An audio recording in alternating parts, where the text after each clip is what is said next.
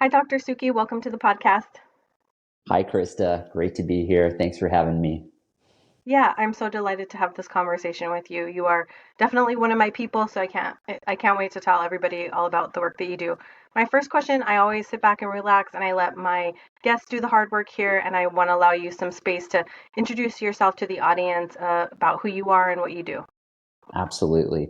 So, for me, my journey really began as a personal journey. I hit rock bottom when I was 18. I was in a whole world of crime, violence, and addictions.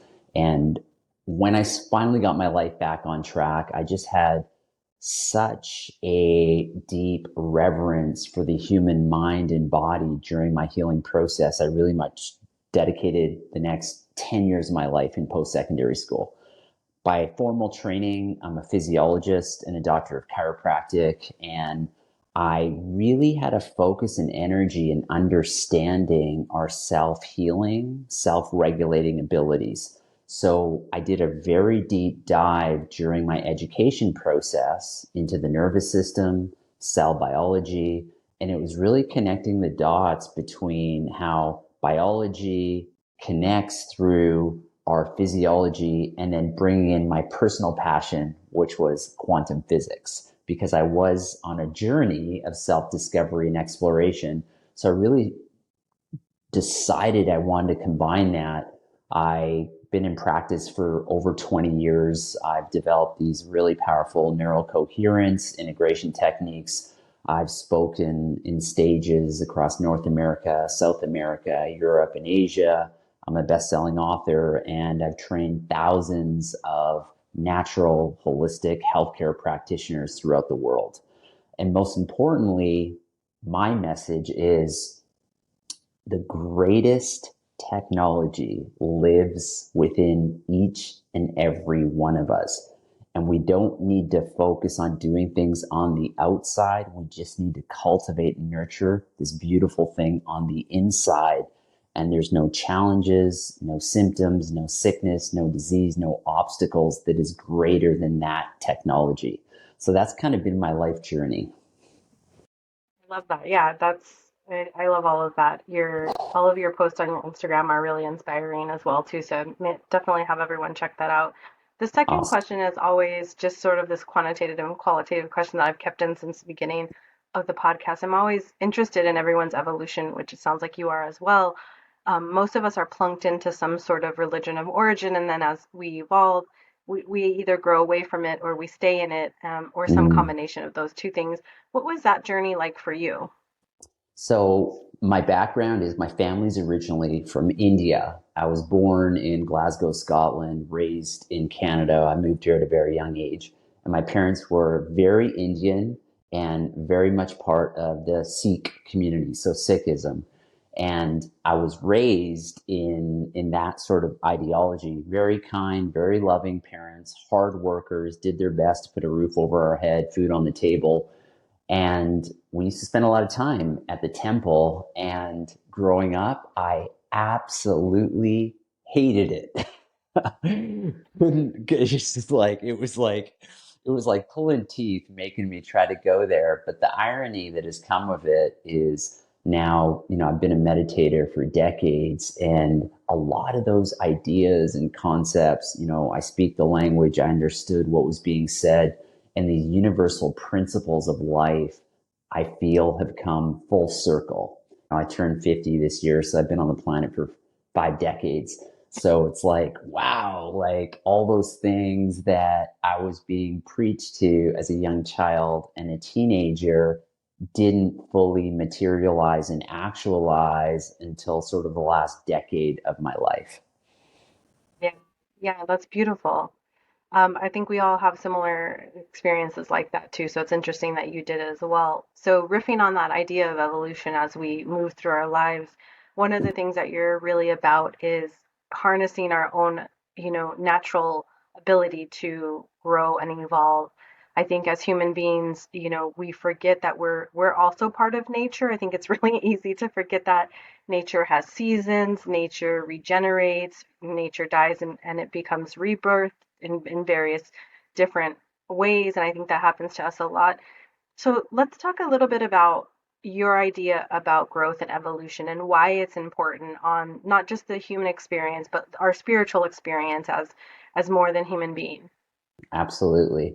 So, my journey into this, Krista, was really trying to understand our biology and physiology. And as a result, I accidentally stumbled across this whole idea of growth and evolution. You see, our nervous system wants to grow, wants to evolve, wants to adapt. If we look at a baby, for example, they're very dependent on their parents, their mother. They can't do anything by themselves, but eventually they sit, eventually they stand, eventually they start walking, they start talking. Their nervous system is taking in experiences, adapting and growing. It's like when we first learn to ride a bike. We hop on that bike as a little child with training wheels and we can't balance. But over time, the training wheels come off because our nervous system is going through neurogenesis, neuroplasticity, and developing new synaptic connections to eventually we can ride a bike without training wheels. The nervous system wants to learn, wants to grow, wants to adapt by having these experiences. I believe the electrical impulses, the intelligence and life force flowing through our nervous system is the essence of who we are. When I say I'm not referring to my right shoulder, my right arm, or my leg. I'm referring to I is this intangible thing within myself that the outer world refers to me as Sukhi. But I is the essence of who I am. I believe that essence is what actually moves through our nervous system. It's almost like so the essence of who we are can fully know itself in what I call this mind body vehicle. And I have seen working with hundreds and thousands of people around the world is that when we're on that path of constant growth, constant evolution, constant integration, we are more likely to be living our purpose and why we're here on this planet. On the flip side, and if we take basic parts, like if we want a strong, healthy heart, we don't sit on the couch and be a couch potato. We go out and we When we do. stress, or we do. But those people are like their value is not to have a strong, healthy heart. Their value is to do something else. But if Yeah. you value having a strong, healthy heart, you have to go out and walk. You have to exercise. You Mhm. have to move your body. This is a use it or lose it technology. And the unfortunate thing is that if we're not adapting and growing and our nervous system is constantly going through that growth and evolution, we start to get taps on the shoulder. And those taps on the shoulder, they look like an ache, a pain, mental emotional angst, depression, anxiety, loss of purpose, and just a lack of luster for life. It's like, this all there is. It's like we can lose ourselves physically, mentally, emotionally, spiritually because we're not on the conveyor belt of actually sharing our unique gifts with the world through that evolutionary process. So I'm a strong believer that we're kind of here to grow and evolve. And Mhm. neurologically, that's what happens. And biologically, that's what happens. So for me, that's really laid such a strong foundation of supporting people, not just people in symptom, sickness, and disease, but actually moving them towards health, healing, and maximizing their full potential. In terms of the evolution, I guess I want to now position on the other side. And another thing you said there too is like, we're made for this evolution. And I think as we age, we are evolving in general, so we can't really escape it. But what do you have to say for people who are stagnating and then they're stagnating into crisis or into physical crisis or to mental crisis? How can we help those people not be afraid of change and new iterations of themselves, which is that's such a beautiful part of the human experience is Mhm. finding out new things about yourself and finding out new ways of being and thinking. I love that myself, but what do you have to say for people who are just like, I don't want to change, and then change will find them eventually? Exactly. Well, let me do a little bit of a deep dive in more deeply understanding the nervous system. I believe that will answer this question incredibly well. Because the nervous system wants to learn, wants to grow, wants to create neurogenesis, neuroplasticity, any information, Krista, that we have, any experiences, physical, mental, emotional, chemical, that are outside of our nervous system's bandwidth or capacity. Our nervous system has a bandwidth. Anything beyond the bandwidth, we perceive as stressful. Oh, had a bad day today. I got someone almost cut me off and, a little bit traumatized, or a colleague, a coworker, a friend said something, looked at them the wrong way. If we don't fully process and integrate, which I'll talk about integration in a moment, the nervous system holds on to that experience within the autonomic nervous system. And the nervous system doesn't know the difference between past, present, and future. If something happened to a person 20 seconds ago, 20 minutes ago, 20 years ago that they haven't processed, there's a part of their nervous system living in the biology of their original experience. When those experiences start to build up, our bandwidth starts to get smaller and smaller. So now our get up and go starts to diminish, because now our nervous system says, listen up, my friend. We have all these experiences from the past you haven't integrated and processed, you haven't learned and evolved from. We're living in the biology. So, as a favor, I'm going to turn down the volume of your get up and go for life so you don't go out having more input, because our cups, they're overflowing. Our bags are full here. There's no more room for these experiences. Biologically, in the nervous system, that creates less coherence. It moves the nervous system into a slightly sympathetic neurological tone. So it's this low grade fight or flight response. And that's the experience that we have. And when we get to that point, and I mentioned to you, I hit rock bottom when I was 18. So I'm speaking from both personal and professional experience. I've been doing this professionally for over 2 decades. Where I see people is that the nervous system, once it starts to evolve, adapt, and grow, these back pockets begin to empty. And here's the beautiful thing: our nervous system is our perception system. What we see, what we hear, what we smell, what we taste, what we touch. So it's my way of saying the nervous system is the technology for our consciousness. And when we're in a past experience, we're actually in the perceptual lens of that experience. It's like we see the world through that stress, through that trauma. For example, I work with a woman who her partner cheated on her, and first thing she said to me, all men cheat, and I'll never get into a relationship again in my life. So my next question was, okay, how old were you when your boyfriend cheated on you?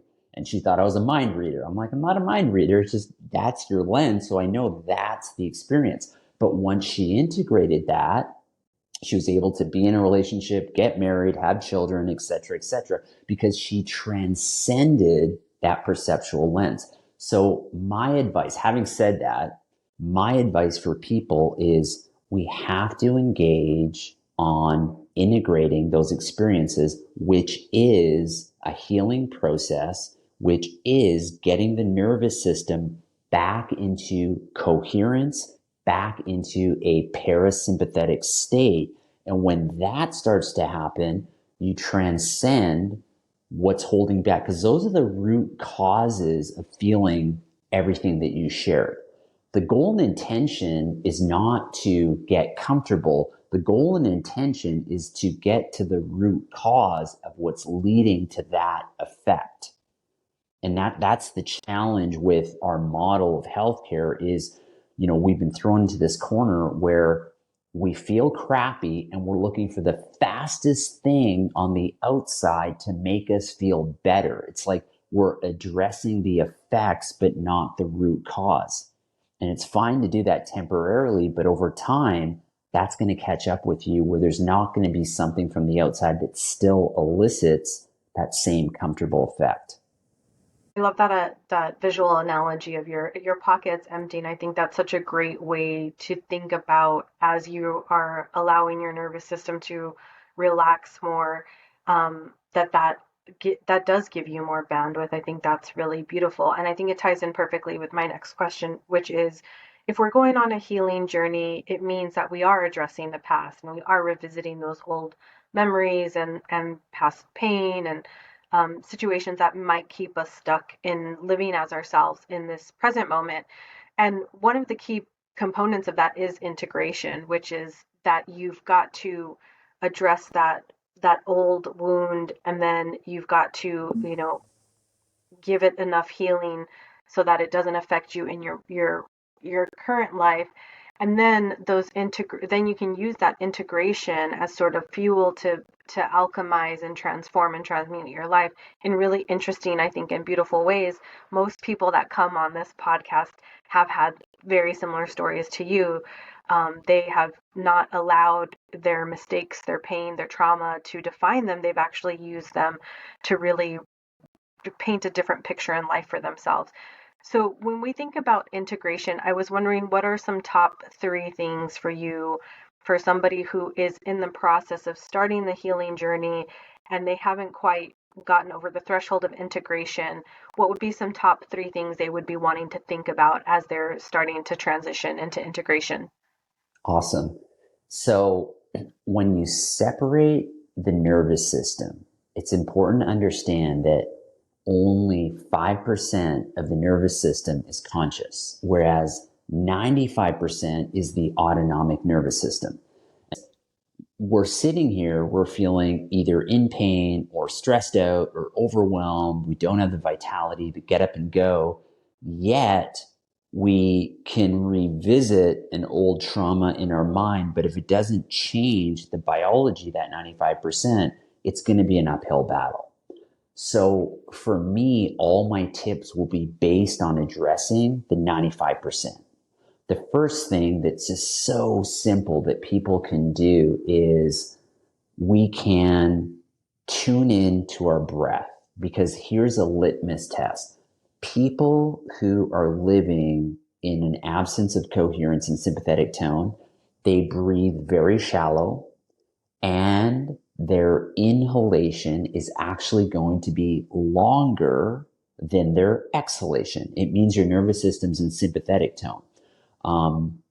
Breathwork's a big part of my protocol. And so when you come into that, it's the simple act of slowing down your breath, lengthening your breath, but also ensuring your exhalation is 2 to 3 seconds longer than your inhalation.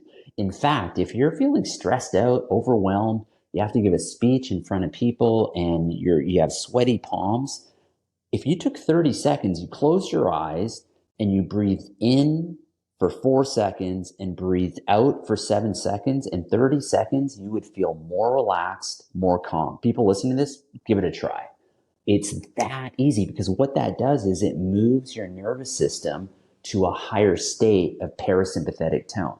That's the first thing I invite you to do. So then get yourself there. And naturally, when you're in parasympathetic, you move to the present moment. Because when you're in sympathetic, you're stuck in the past and the future. You're actually not here. Your mind's going crazy. You're ruminating about stuff that's happened in the past, or your future perceiving in the future. And the dominant state of mind and being is fear. Yeah. You're afraid, you're scared. So then when you breathe that way and you begin to teach your system to breathe that way, at first it has to be conscious, because most people unconsciously have been breathing this way. It's the most important thing. It trumps food, it trumps water. If we go without breath for seconds, damage starts to happen. We can go without water and food for days, weeks, and months. We're not going to be poster children of vitality, but you'll still be alive. You cannot go without breath. Breath is the most fundamental piece of life that supplies our nervous system. So, changing your breath, becoming present in this moment, and then once you're in this moment, asking yourself, what could you be grateful for right now?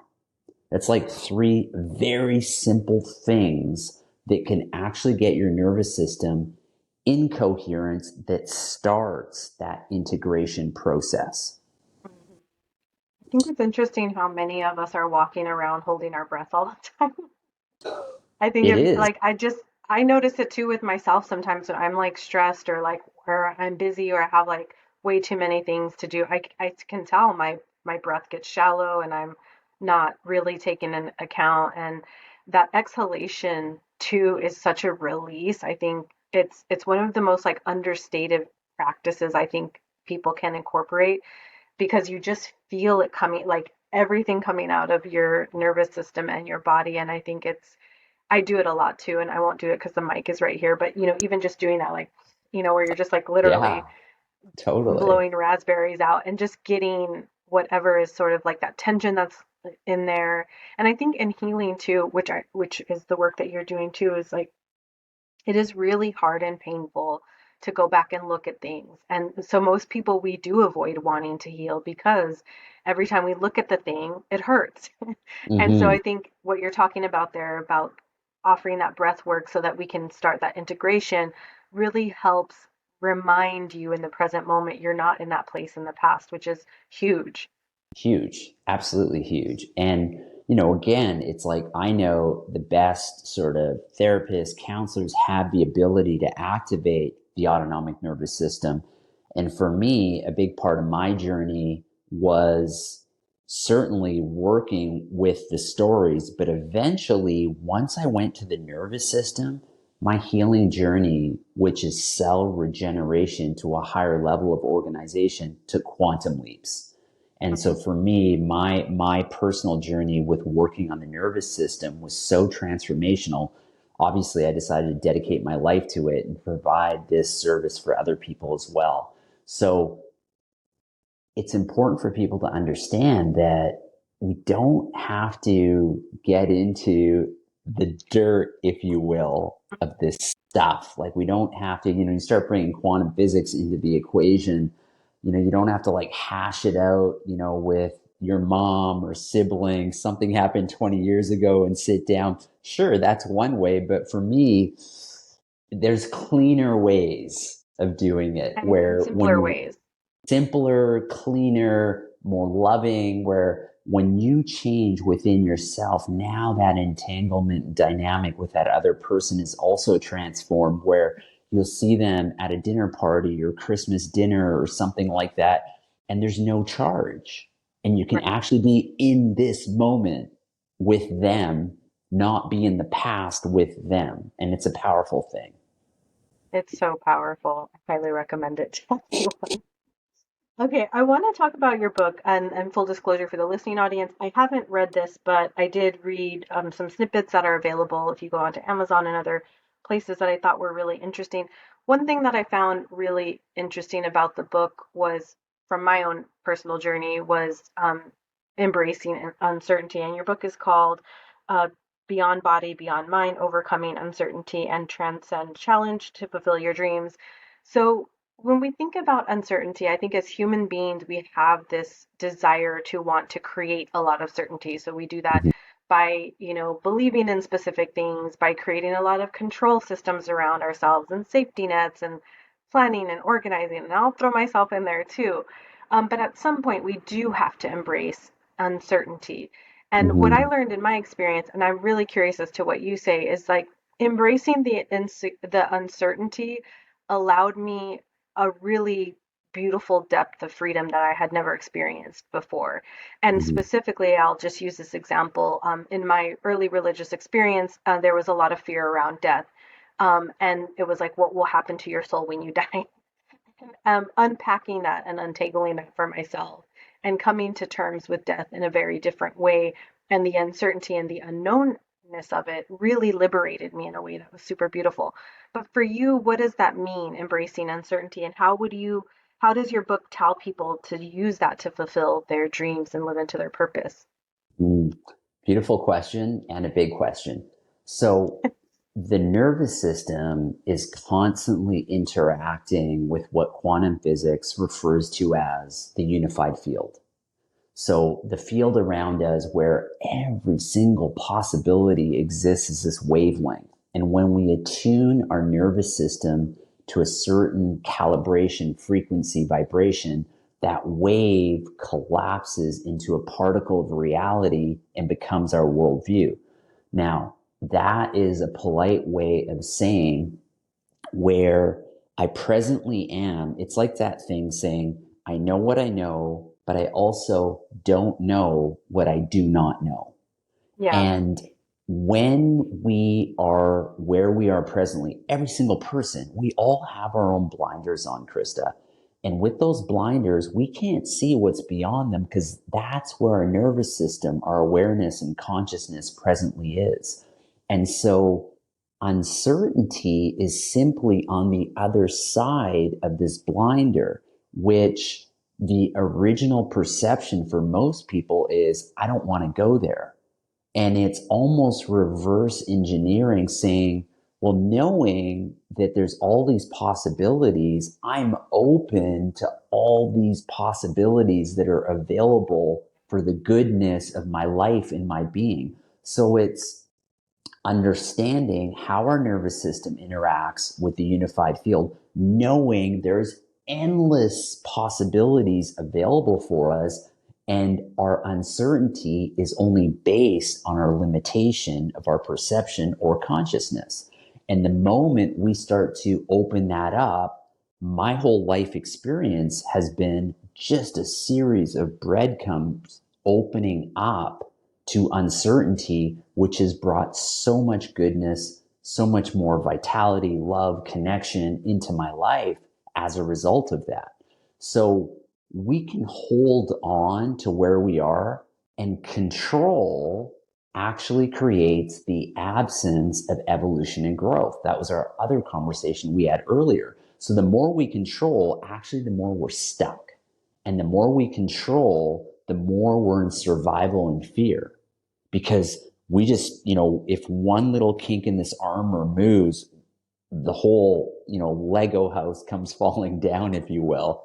And so opening up, like, well, your life can be this and so much greater to this. And so there's concepts in there helping people understand that calibration, opening up and actually embracing and actually getting excited about uncertainty. And we can use simple examples like, let's say, for example, somebody has, their favorite band and they're coming to town. And in your mind, you can say, okay, when I hear this song and that song, I'm going to experience X, Y, and Z. And that's like a total control freak. And most people wouldn't do that because you love the band, you love their music, you're open to this extraordinary experience.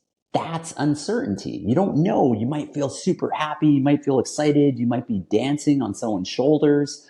Like, that is uncertainty. So it's like understanding that uncertainty isn't things gone bad and sideways. Uncertainty is having an experience that's simply beyond your present consciousness. Love the idea of the limitlessness and even that example that you just said. I think we often do this thing where we sort of play out these things that are going to happen in our mind. And I've learned too in my own experience as like a former control freak, um, recognizing that like if you are open, um, situations, experiences, people usually go beyond what you can even imagine for yourself, and it's even greater. And Yeah. that constriction we have on ourselves for that control really interrupts our ability to experience that. And once you do, like you said, it's really beautiful to look at it as a limitless and stay open in that moment to what is possible. I love that. I love that you said that. Awesome. Love it.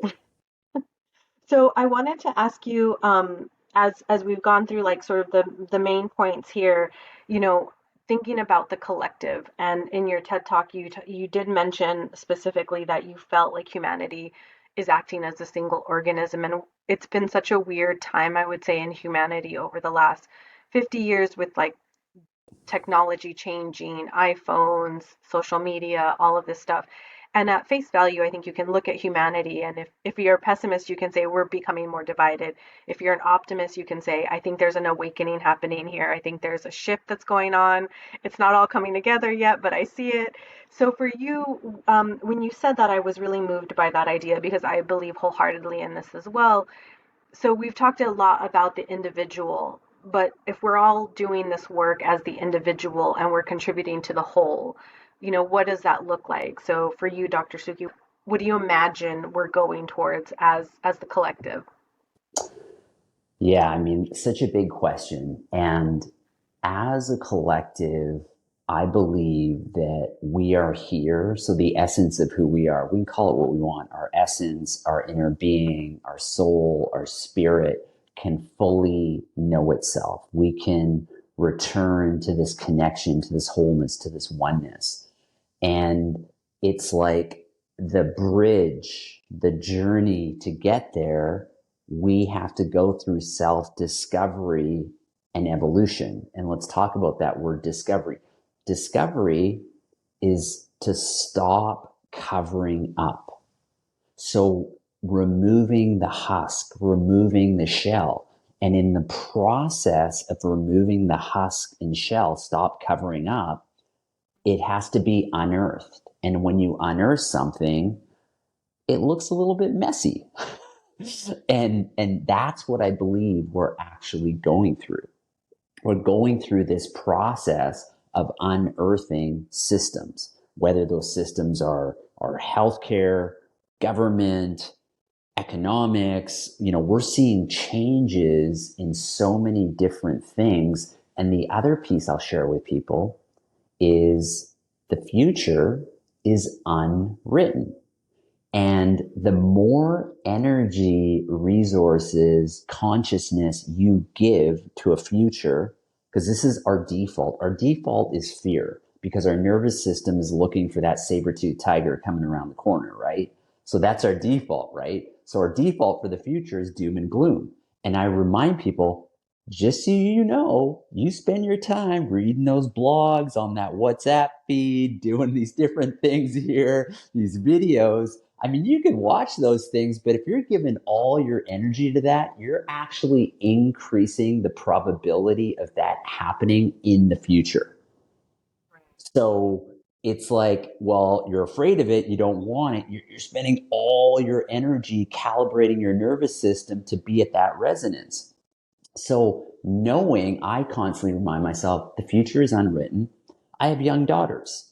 My daughters are 10 and 7 years old.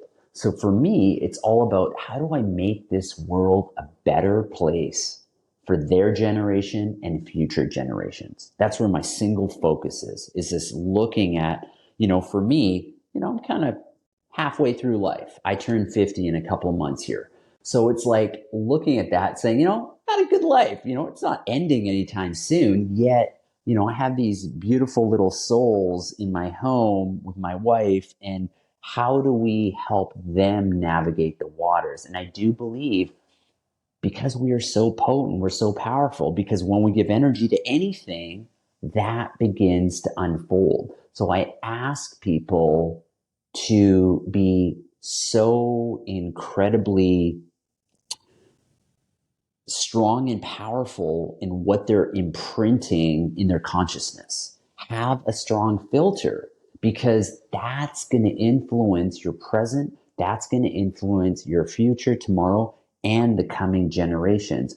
What is there's always been issues, there's always been problems in the world, there's always been challenges. The difference today is those problems and challenges now get received by us on our technology instantaneously.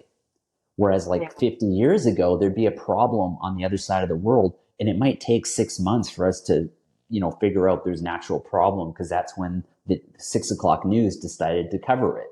Whereas now that's happening. And, we also can't decipher because of where the world is. Like, is this actually real or is this actually fake? It's like, whoa. And so for having young daughters, I'm actually helping them understand, because they're in a place where they read something, it's law, and helping them understand what's real and what's not, because that's the world they're going to be raised in. Because there's going to be a lot of information, and they start to go through that. And for me, having 3 different degrees and really specializing in neurophysiology, I'd say half of what I read when it comes to neuroscience, biology, and my understanding of consciousness, I actually don't agree with based on my understanding. It's like, yeah, that's kind of a half truth there. Or that's kind of making a leap based on what we understand. So it's like having that, knowing that. So we are in a phase, Krista, where we are on the conveyor belt of growth and evolution, and that dial is being turned up. That's what's happening now. So it's a time where I invite people to be even more committed. And I say, whatever you do, you look at all that stuff out there, you must keep your vitality, you must keep your life force, your energy, your nervous system up. And that needs to be prioritized. Otherwise, you will just get sucked in, because there's just so much out there. There's so much information. I mean, you There's could so be on much there activation against our nervous system right now so in our much. entire global system. Yes. And you have to have so many strong filters with that. Mm. So this is what I'll say. Most people would call me an optimist. I believe we live in such a beautiful time because the possibilities are endless. And I know people who live in the same place, and then I know many people that are doom and gloomers. And I believe our nervous system, because it creates our perception of reality, that as we move forward, people will begin to be living in different perceptual realities. They'll Yeah, I see, think a they'll lot of people literally, have been saying this for a while. yeah, And they've in been some saying ways it for you a can while. look out at what the world is doing now and say people really are living with the divide of fake news and real news. That's a true divide of perceptional reality that's happening today. Yeah, exactly. And so you as an individual, me as an individual, people listening as individuals, we have a choice. Do we want to live in that reality, or do we want to live in a perceptual reality that just brings me more joy and happiness? And that's a choice. Yeah, you said it's just again so many important things back there. I think one of the things that I want to re-underline here for everyone, that not projecting yourself into the future is so important. And I think, you get there by living in the present moment, because to your point about creating a more bright and verdant and positive future starts with trying to think about, like, okay, how can I contribute here in this moment that has a rippling effect in the future.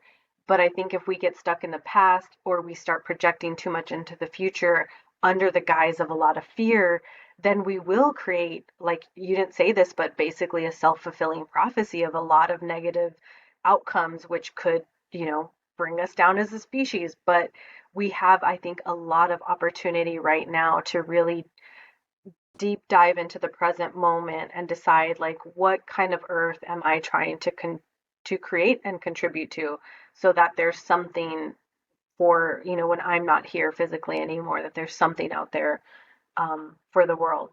Mm-hmm.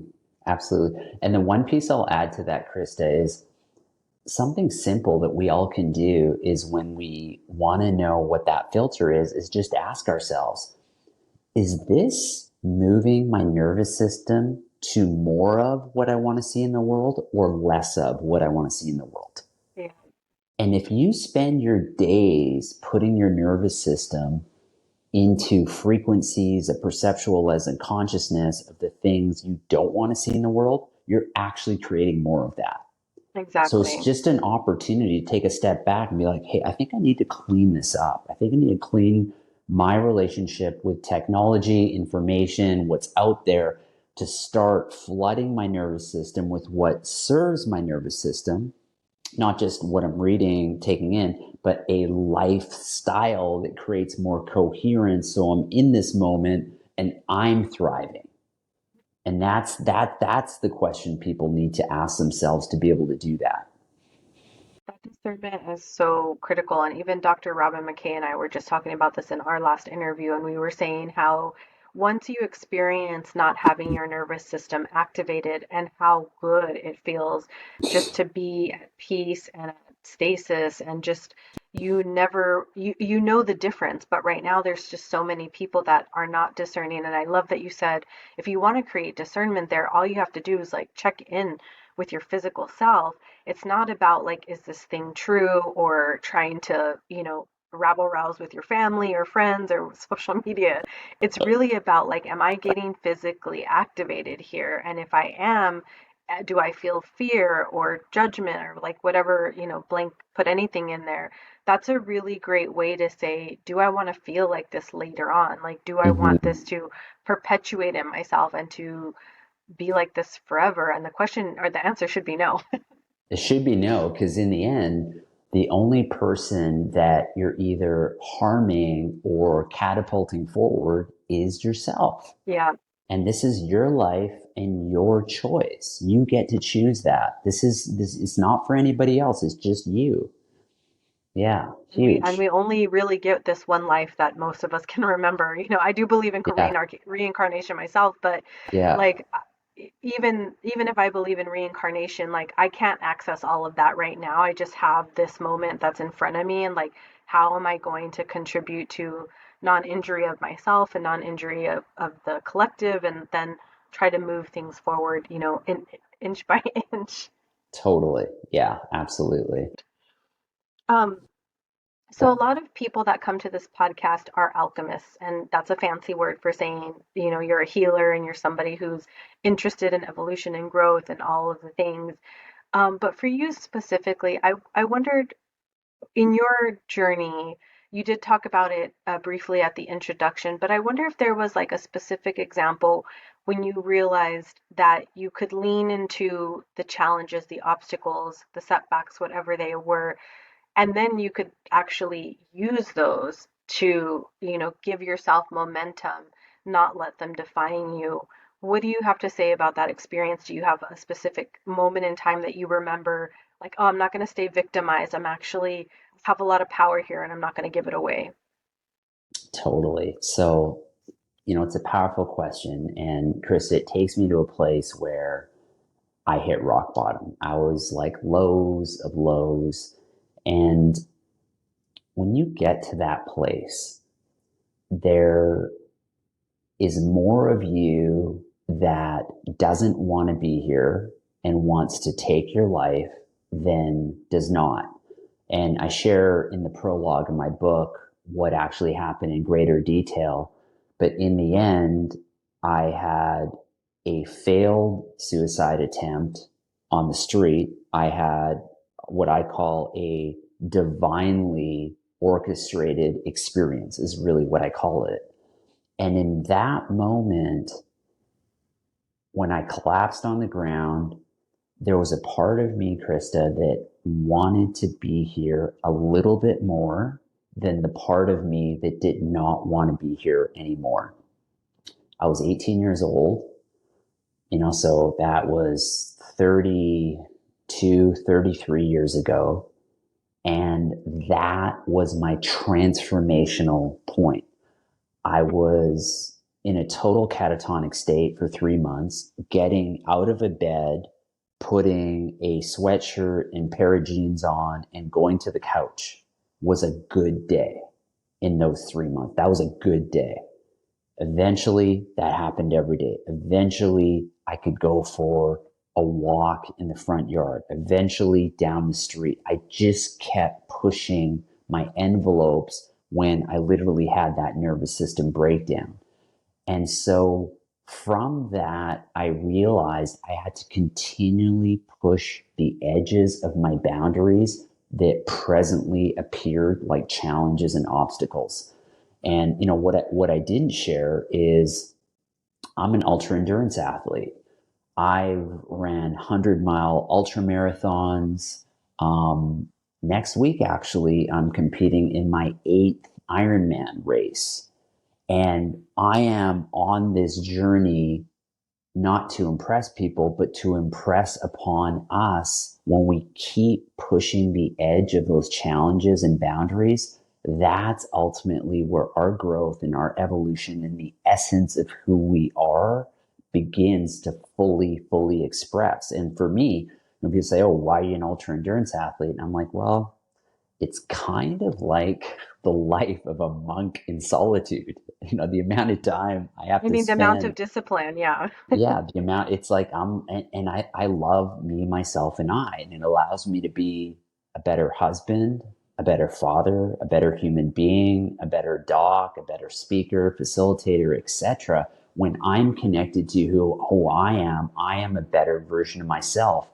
And it's so important to understand that I realized through that process was the challenges, the obstacles in our life, they're not meant to hold us back. They're meant to help us discover who we truly are and Yeah, what's available right here. Yes, it doesn't feel fantastic, amazing in the moment. But once we rub up against it, take a little action, and begin transcending that obstacle, we discover a new part of ourselves that never leaves us. To yeah, me, that's the biggest piece, is doing that. So it's, again, like the uncertainty, it's understanding, it's like challenges, obstacles, beautiful. I got this. There is always a way through, and there's always something greater on the other side. yeah. That's beautiful. Thank you for sharing that. I did read that in your book as well. And I just think it's interesting too, even if somebody hasn't gone all the way to suicide or suicide ideations, there are just all these micro moments where we give up on ourselves and we really believe that we don't have it within ourselves to even not become necessarily an endurance athlete, but even just like lovable. There's Mm-hmm. these micro decisions we make within ourselves that suppresses that self-expression. And we really need to find, you know, whatever the anchor is to come out of that, to come out of that. But we'll leave it there. I did want to ask one last question here. Is there anything else that you want to say to the listening audience about your work, the things you do, anything that we didn't hit upon that is really important? I'll just give you some space here to do that. Absolutely. So the biggest piece I have for people is helping you understand that your nervous system is the greatest technology on the planet.